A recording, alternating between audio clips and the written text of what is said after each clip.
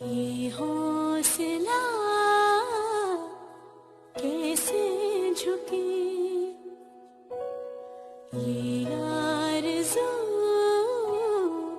कैसे रुके, ये हौसला कैसे झुके, ये आरज़ू कैसे रुके, मंज़िल मुश्किल तो क्या। ओम शांति। मेरा नाम मनोहर भाई परासिया है और मैं विगत 9 वर्षों से ब्रह्मा कुमारी संस्था से जुड़ा हुआ हूँ।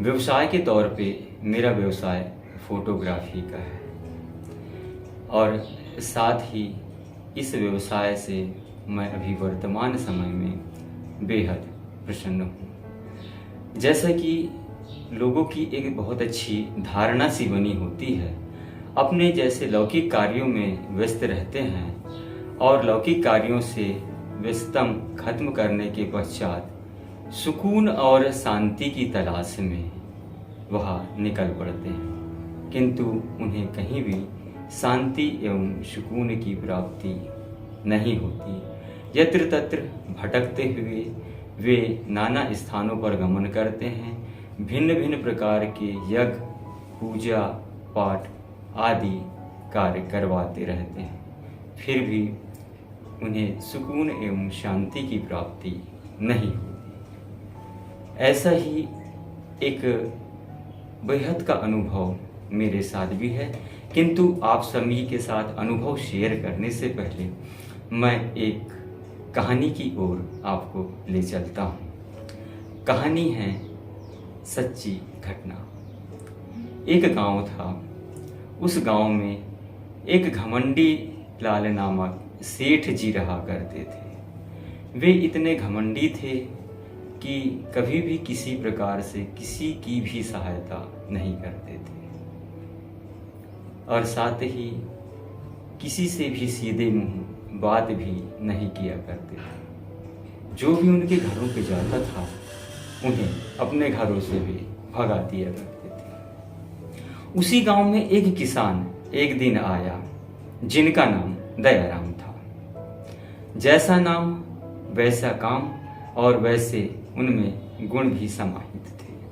सभी के प्रति दया करना उनका एक परम कर्तव्य बना हुआ था। जब घमंडी लाल को इस बात का पता चला कि उनके गांव में एक किसान आया हुआ है और वह बहुत ही दयालु है, तो वह उससे लड़ने झगड़ने के लिए उसके घर जा पहुंचा।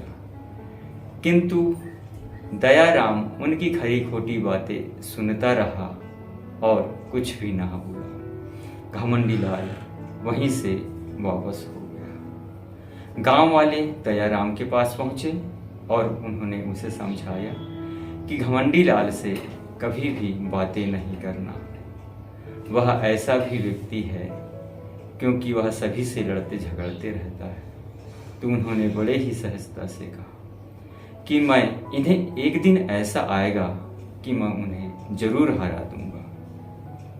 और वह दिन आया भी। एक समय की बात है, घमंडी लाल अपने खेतों में कुछ कार्य हेतु पहुंचा और जब वापस हो रहा था तो अपनी बैलगाड़ी पे ढेर सारा बोझ लाते हुए था। बैलगाड़ी कुछ दूर चलने के पश्चात उनके बैल थक गए और वहीं बैठ गए। जब दयाराम को गांव के किसी व्यक्ति के माध्यम से इस बात की जानकारी हुई तो वह अपने हष्ट पुष्ट बैल लेकर घमंडी लाल के खेत की ओर चल पड़ा। जैसे ही घमंडी लाल ने दयाराम को देखा तो वह फिर से उनसे लड़ने झगड़ने लगा। दयाराम ने बड़ी सहजता से कहा, आज तुम मुझे कुछ भी बोलो किंतु मैं आज यहाँ से नहीं जाऊंगा।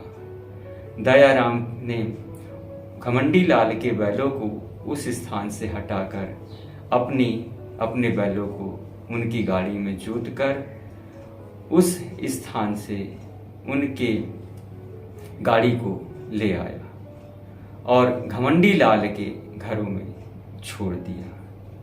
और जब गांव वाले उनके निकट पहुंचे तो कहा, देखना यह कल सुबह तक हार जाएगा। घमंडी लाल बड़े सोच में पड़ गया।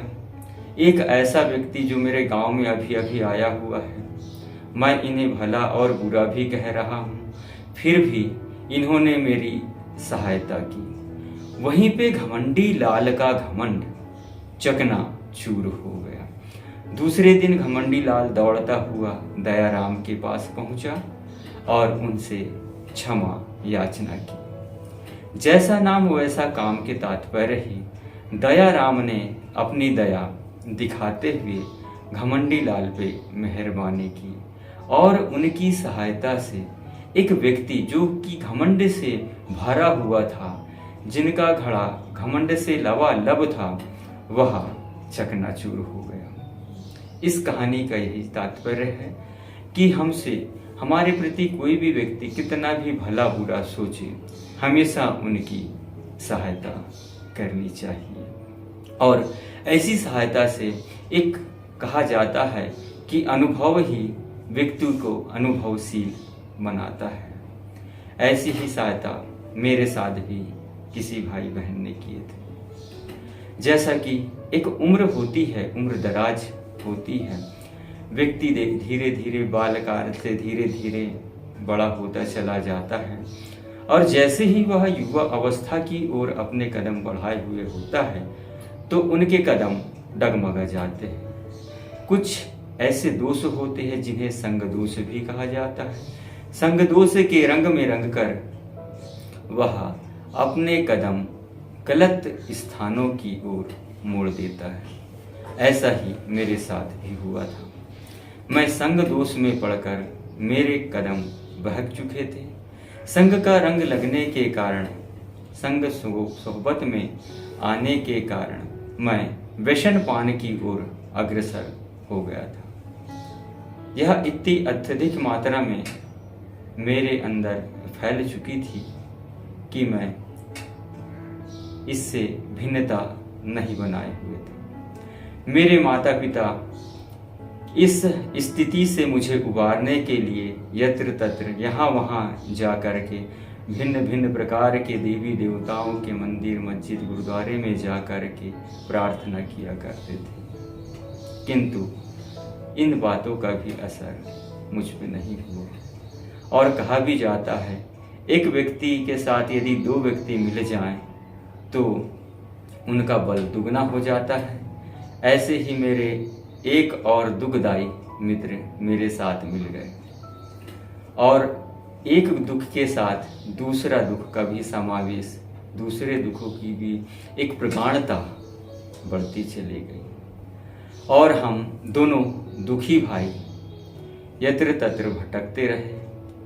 और साथ ही जब हम शांति की तलाश में यहाँ वहाँ अन्य और दूसरे प्रकार के भी संस्थाओं में चले गए, जब हम उन संस्थाओं से हताश होकर वापस लौटे, कोई किसी प्रकार का कोई पॉजिटिव रिजल्ट हमें नहीं मिल पाया, तब हम वापस आकर के देखे कि हमें एक बोर्ड सा दिखाई दिया जहाँ लिखा था प्रजाकृता ब्रह्मा कुमारीज ईश्वरी विश्वविद्यालय तनाव मुक्ति केंद्र। हम उस केंद्र की ओर हमारे कदम अनायास ही उड़ गए, चल पड़े और हम इस सेवा केंद्र में आकर के जब हम यहाँ के संचालिका दीदी जी से मुलाकात किए तो उन्होंने हमें बड़े स्नेह से हमें बिठाया और जैसे ही हम इस सेवा केंद्र की ओर प्रवेश किए तो हमें एक अजीब सा सुकून, अजीब सी शांति का एक अनुभव हुआ। आज वह दिवस है और आज का दिवस है तो हम में ऐसा गजब का परिवर्तन हो और हम इस संस्था के बारे में, जैसे हम इस संस्था में आए तो यहाँ प्रत्येक दिन मेडिटेशन के माध्यम से, मूल्यों के माध्यम से अपने आप में स्व का भी परिवर्तन किया, जिससे हमें स्वयं की पहचान, परम पिता परमात्मा की पहचान हुई। और हम अपने जीवन को आज बेहद ही सुदृढ़ तरीके से, प्रसन्नचित्त तरीके से हम अपने जीवन को जी रहे हैं। जो कि एक व्यवसाय हमारा ठप हो चुका था, वह व्यवसाय आज बहुत अच्छा चल रहा है। इन्हीं शब्दों के साथ अपनी वाणी को यही विराम देते हुए ओम शांति। ये हौसला